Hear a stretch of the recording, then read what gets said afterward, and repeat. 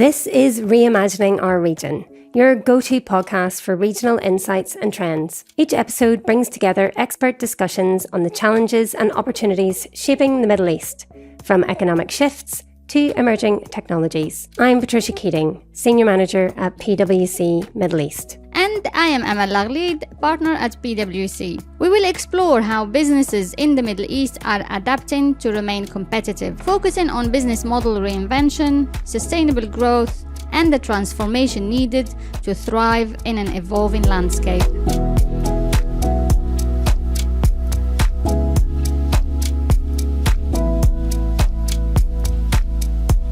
To today's episode, where we are focusing on the decarbonization of the tech industry. As the Middle East accelerates its digital transformation, the environmental impacts of the tech sector becomes an increasingly urgent challenge. From achieving energy efficiency to integrating renewable energy in the design of green data centers, there is a lot to explore. To help us unpack this, I'm delighted to be joined by Ahmed Ameen Ashour, Microsoft Chief Sustainability Commercial Officer. Ahmed, I'm absolutely delighted to have you here. Welcome. Obviously, when we talk about the decarbonization of the tech sector, there are challenges and opportunities. Can you talk us through the experience of Microsoft and how you see both sides of the same coin? Thank you very much, Amal. It's always a pleasure to be here with you in the PwC office. Yes, Microsoft has over a decade of focus on sustainability and our own emissions. We started really slowly by trying to understand what is our carbon emissions as a starting point. But then throughout the journey, we became more confident around our ability to really control our emissions and put some more strong plans. The real highlight came in the 2020 when we did a commitment, not a pledge, but a commitment that by 2030, we would be carbon negative, water positive, and a zero waste company. Now, during the commitment like this, what we found out that it's very critical that you measure as long as you're going on the way. We see a lot of organizations and a lot of pledges saying that we will be net zero by then. But if we're not really doing the measurements and doing the data analysis and getting the insights, it's extremely difficult to really maintain these commitments. So that's one of the things that we've really learned. And since then, we've been committed that on an annual basis, we release our sustainability report, where we highlight what are the challenges we've seen so far and what are the opportunities that we see that we can help us accelerate. Now, also across this journey, Microsoft is a company that serves customers. And as you know, in the emission terminology, there's scope 3, which is in the supply chain. So we are the largest supplier of IT to many of our customers. So it's our duty also to make sure that the IT that we're delivering is also green. So it's a big opportunity for us to make sure that whenever we're developing our data centers, we're making sure that we're leveraging renewable energy. We're trying as much as we can to leverage any heating that's coming out to be used in other resources, so recycling most of the materials, making sure that from a manufacturing point of view also, this is being tackled. So honestly, I think over the last decade, we've learned a lot from our journey. And what we're trying to do now is how can we leverage these learnings to help our customers in their own sustainability journey. Yeah, so you mentioned that you are taking also like customers on the journey with you. But I guess that the journey will also be paved with a number of challenges, right? Whether it's for your own, implementation of your plans or challenges that you see your customers facing, and what are the strategies actually that we could put in place to tackle those challenges? That's very true, Amal, and I think there are plenty of challenges in this field. And I think this was one of the biggest learnings that we had across the 10 years, is that we discovered that there's plenty of gaps in this area. So even if you have the right commitment, there are challenges that will face you to be able to deliver on these commitments. And what we really nailed it as the main challenge, that it's a data challenge. There is enormous amount of data coming out of all the systems that you have in your organization, from your ERP, from your building management system, from your fleet management system. The data is there, the insights are there, but it's enormous amount of data in completely different standards, in different databases, not connected, not integrated. And then for you to be able to take decisions and really prioritize what decision should I do that will have the greatest impact, you need this proper insight. Also, when you do any changes, you want to get an idea on the impact of that change. You cannot wait for a full year to see the sustainability report to see if that really worked or not. I mean, you need quick insights around that. So we discovered that data is the most critical aspect within the sustainability that requires unlocking. And from that, really, we embarked on a journey of developing what we call now the Microsoft Cloud for Sustainability, which is a suite of solutions focused on standardizing the data and minimizing the interaction and integrating other components so that we can have one common data platform for all the sustainability data for us as well as our partners. And that's why we work very closely with partners like yourself to make sure that we deliver to the customer a consistent data strategy for their sustainability data. And we do actually really value our alliance with Microsoft and, together helping our clients actually tackle these challenges.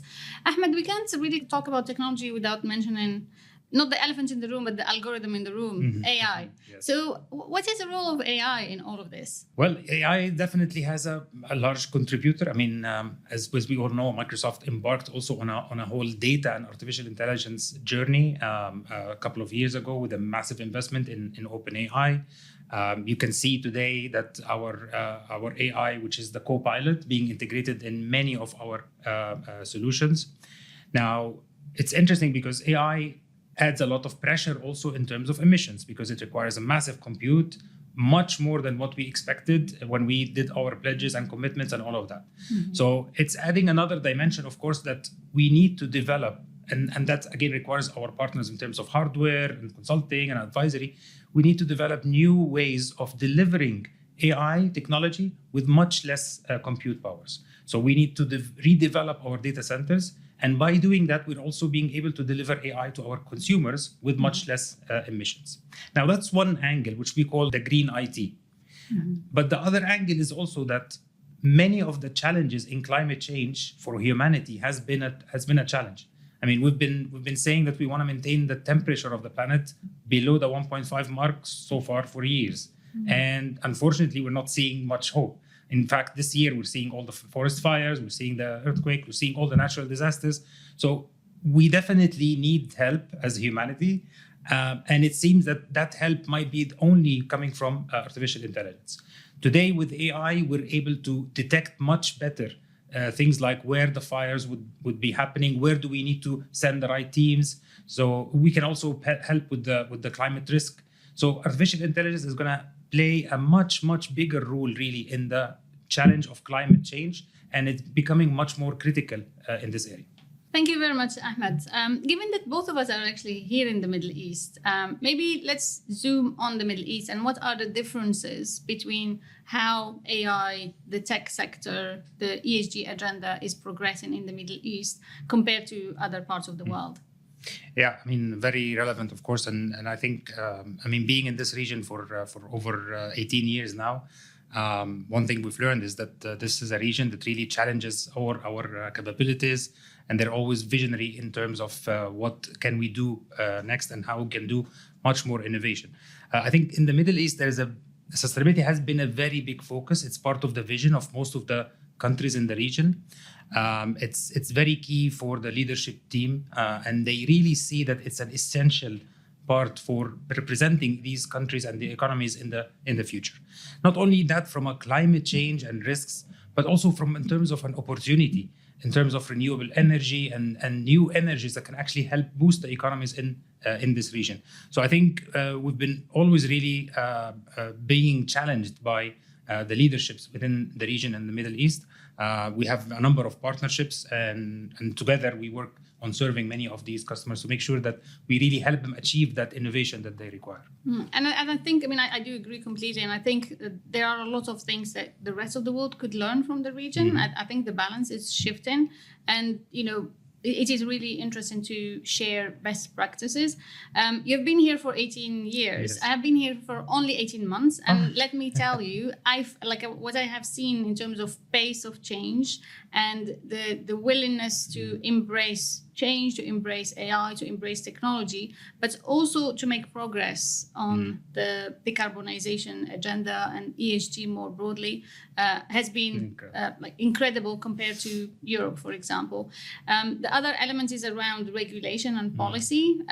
We know that the Green Deal in Europe is driving a number of pieces of legislation and regulation that is also pushing businesses to decarbonize and act. And I think here in the region, there is a different approach. We see businesses taking the lead, but also governments being visionary and not just, copying what is out there in other parts of the world, but actually, coming up with visions that are tailored to the region. Yeah. No, I totally agree. And I think, especially when you mentioned the European Union, I think very clear strategies around how they will regulate to drive proper ESG disclosure, which is the CSRD.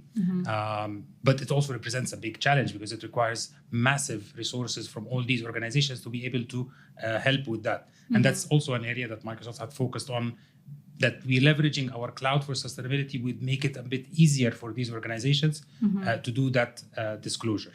Now, as you rightly said, in the Middle East here, they are really keen, but they're not keen on having these regulations just for having the regulations or copying the regulations that might not be relevant as much as here. In fact, they're looking at sustainability in terms of an opportunity much more than I just need to regulate this to be able to have the right visibility and to reduce my carbon emission and so on, which is, I think, a very innovative way, because the moment you look at it as an opportunity, from a business point of view, it becomes easy to allocate resources, allocate investment, and it's much easier within the private sector to put any regulation as more of an opportunity as opposed to a regulatory. Absolutely, I can't agree more. And actually, the harmony and the connection between the sustainability agenda more broadly and the business agenda and the business strategy are very much aligned, more than other parts of the world, where sometimes there is a little bit of tension, or it is more a compliance rather than 100%. driving growth. Thank you very much, Ahmed. And we are excited actually to continue this journey together with you. And that's a wrap for today. If you found this conversation insightful, don't forget to subscribe, share, and continue the discussion with us. Let's keep building a more sustainable future, one informed decision at a time.